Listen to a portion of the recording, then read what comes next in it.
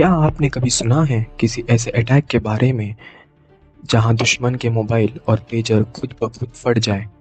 ना कोई मिसाइल, ना कोई ड्रोन, सिर्फ एक कॉल। और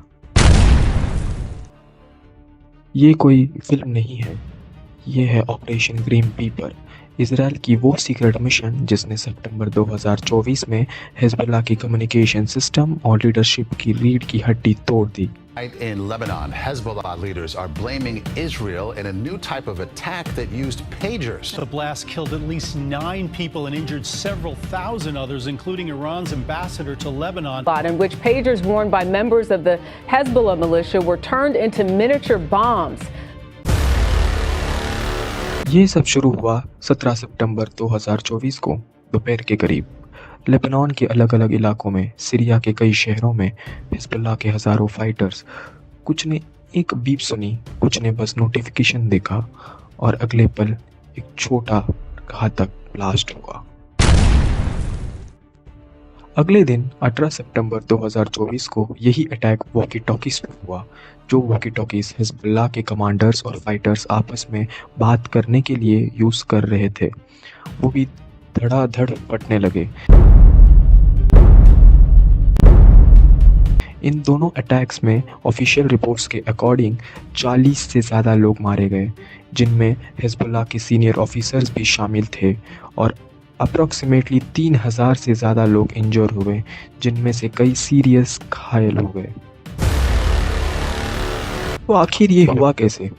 इस प्लान के पीछे था इजराइल की खुफिया एजेंसी मोसाद और इजराइल डिफेंस फोर्स का इनक्रेडिबली कॉम्प्लेक्स और secret operation green reaper. Mossad ने सालों तक इस प्लान पर काम किया। उन्होंने उन पेजर्स और वॉकी टॉकीज की सप्लाई चेन में टारगेट किया जिन्हें हिजबुल्लाह अक्सर यूज़ करा करती थी। ये कोई रैंडम अटैक नहीं था। मोसाद ने जापान की आईकॉम और ताइवान की गोल्ड अपोलो जैसी कंपनीज को वो डिवाइसेस जो हिजबुल्लाह के नेटवर्क में जाने वाले थे उन्हें खरीदा या उन तक अपनी पहुंच बनाई, फिर उन्हें गुप्त रूप से मॉडिफिकेशन के साथ वापस सप्लाई चेन में डाल दिया गया, और इन्हीं वॉकी टॉकीज और पेजर्स को हिजबुल्लाह ने खरीदा। इन आम दिखने वाले पेजर्स और वॉकी टॉकीज के अंदर बेहद चालाकी से छोटे छोटे प्लास्टिक एक्सप्लोजिव्स छुपाए गए। ये एक्सप्लोजिव इतने छोटे थे कि डिवाइस को खोलकर भी उन्हें पहचानना ऑलमोस्ट इम्पॉसिबल था। जैसे ही मोसाद ने सही समय पर रिमोट सिग्नल भेजा, हर डिवाइस एक एक करके फट गया। कल्पना कीजिए, जिस डिवाइस पर आप डिपेंड कर रहे हैं वही आपकी जान का दुश्मन बन जाए। ये उस हॉलीवुड फिल्म ट्रूमैन शो से भी ज़्यादा भयानक है।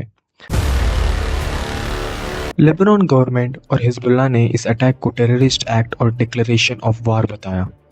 इंटरनेशनल लेवल पर भी इसकी निंदा और तारीफ दोनों हुई। इस ऑपरेशन का हिजबुल्लाह पर गहरा असर पड़ा। उनके कम्युनिकेशन नेटवर्क जो सालों से इजराइल के लिए एक चैलेंज थे, एक झटके में तबाह हो गए। इस अटैक ने हिजबुल्लाह के हज़ारों कम्युनिकेशन डिवाइसेस को डिस्ट्रॉय कर दिया और उनके मिड लेवल कमांडर्स और ऑपरेटिव्स को डायरेक्टली टारगेट किया। ये उनकी ऑपरेशनल कैपेसिटी के लिए एक बहुत बड़ा झटका था। इस अनप्रेसिडेंटेड अटैक के बाद बॉर्डर पर टेंशन कई गुना बढ़ गई।